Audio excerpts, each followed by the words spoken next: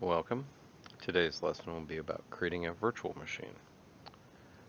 If you're watching this, you probably want to play around with virtual machines and a little bit of other technology that might be interesting to you.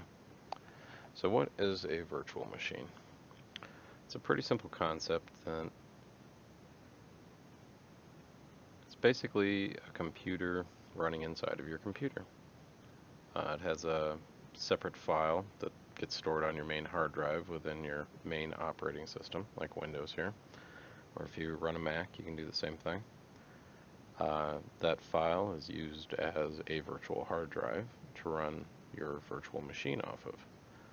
In this instance, today we'll be creating a virtual machine of Ubuntu as a server version, so we can use it in future lessons on how to install and use software packages like Apache and Docker and such things like that. So, might raise the question of why you'd want to use a virtual machine. It's a pretty simple answer. You can use it as a playground to kind of screw around in without messing up your main computer. And especially if you're in a learning environment like I'm trying to build with this channel here, it'll be useful to be able to change things and work with them and experiment and learn without the risk of damaging your main computer. If anything happens to it, you can just wipe it and start over with. In the IT world, virtual machines are commonly used to divide up resources on a large hardware server and run different applications and host databases and web servers and all sorts of fun stuff like that. Commonly I used them in my previous work to do just that. We would create separate virtual machines for databases and phone servers and web servers and all sorts of different stuff. And each one could be managed and maintained individually. And if they need to, you can move a virtual server from one set of hardware to another set, which is advantageous working in, 2018 now, where the concept of hardware is just something as an appliance to run software on.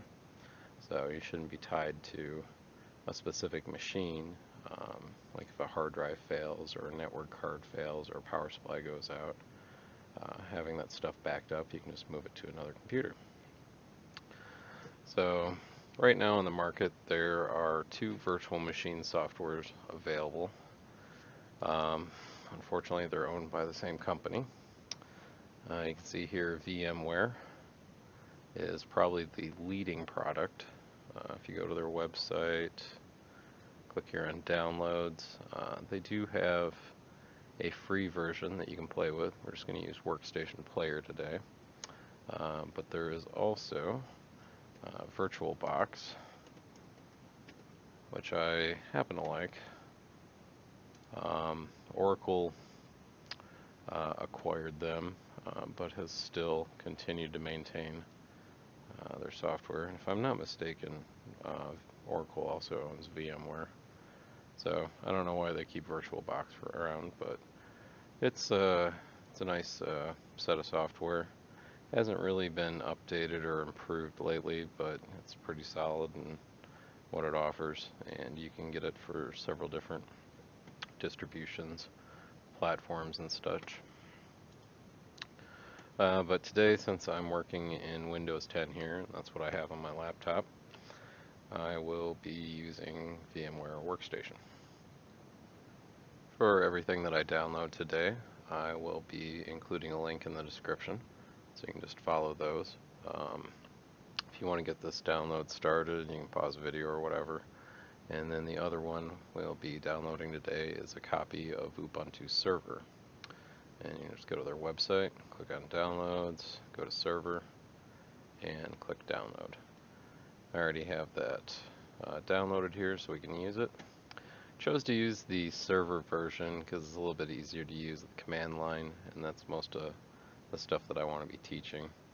don't really feel like we need the desktop version with the fancy GUI and everything. So that's what I'm going to be using for that today. After you get all of that downloaded and installed, you can go ahead and open up Vmware Workstation.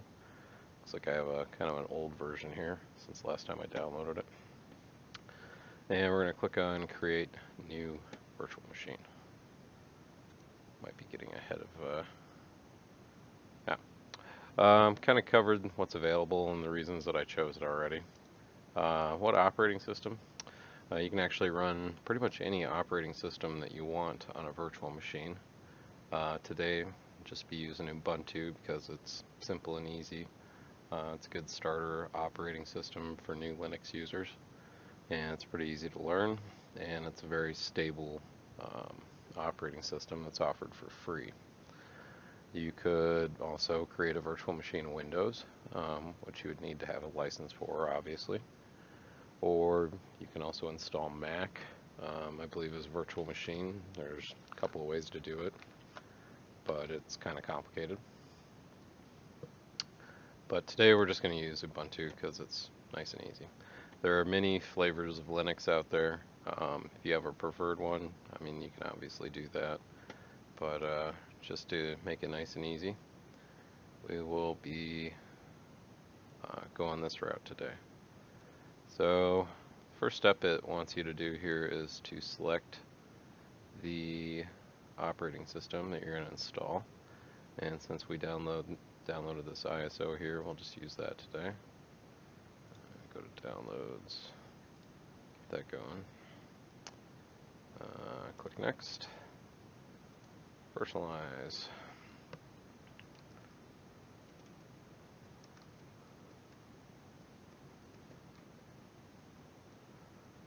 Fill in these.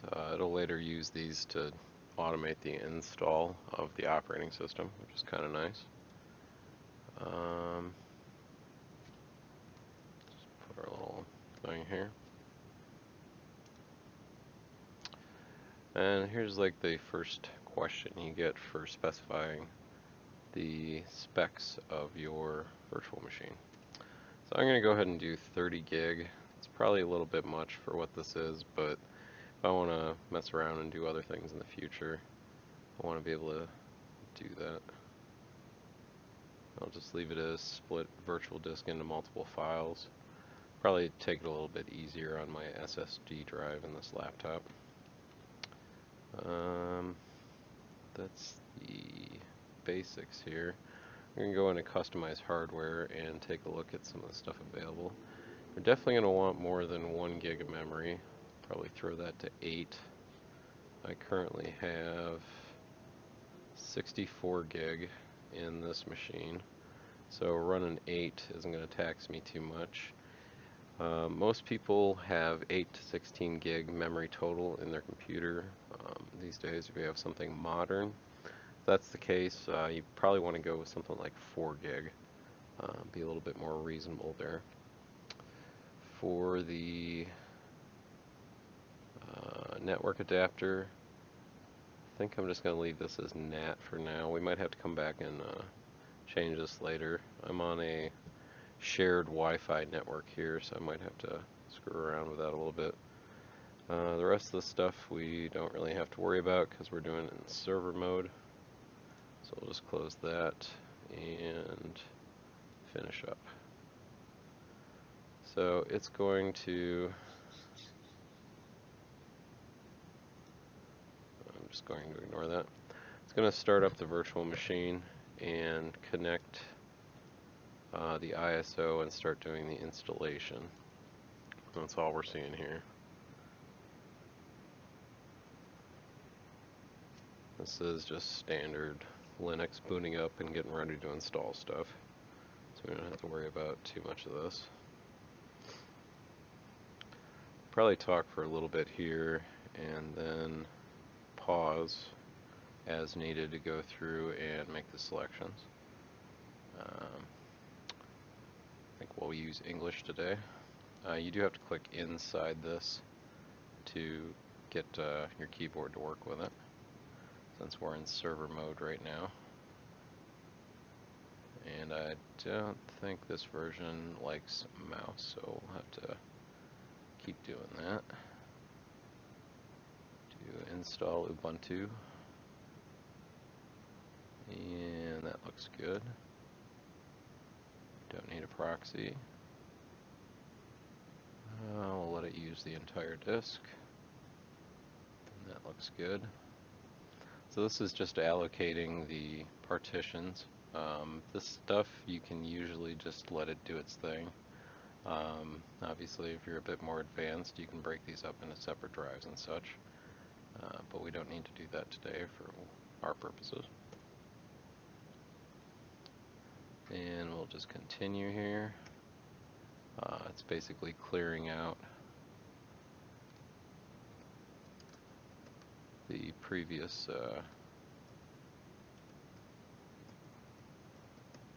partition that it does automatically, and I'm trying to think and talk here at the same time. So we'll just enter this information again. I guess it didn't automatically populate like we thought it would. We'll have to get that done later. Alright, so it's going to keep going through this.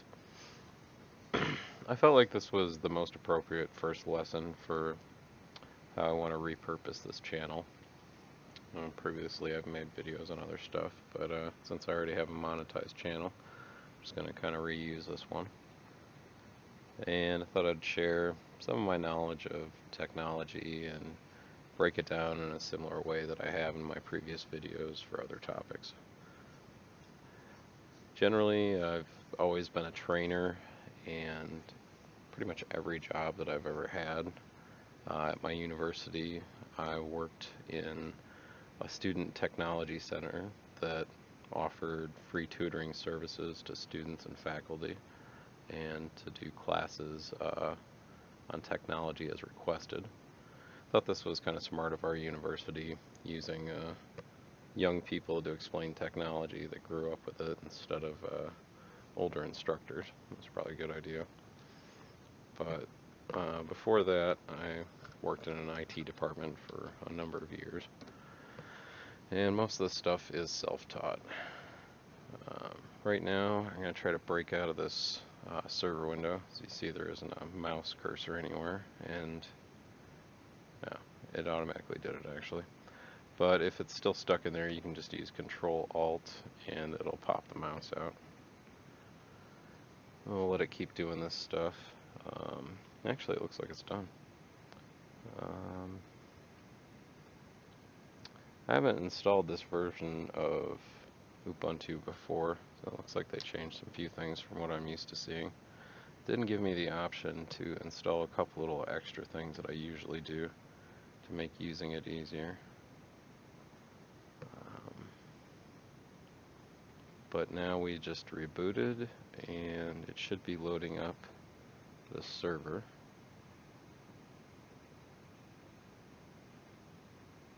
Let's see what happens here. Yep, there's our login.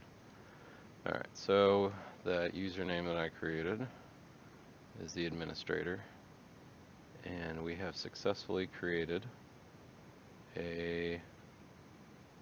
Oh, looks like it's... We did log in there for a second. I'm not sure what it did. Ah, there we go. Alright, so this is the command prompt. This is the server version, so we don't have any fancy GUI or anything like that. But if we do a list directory, ls, we don't really have anything. But if we change to the root directory, we'll see the entire file structure. Let's see if I can remember my commands here. Helpful reminder of ls-help. And since we're in an actual server terminal window right now, we can't scroll up like I just tried to do with the mouse. Kind of makes me remember that have to do these things a little bit differently when you're working on the server. But just going through here, that is our virtual machine all set up. It's just that easy. So now I have a computer running inside of a computer. Follow up on this in the next lesson. Thank you.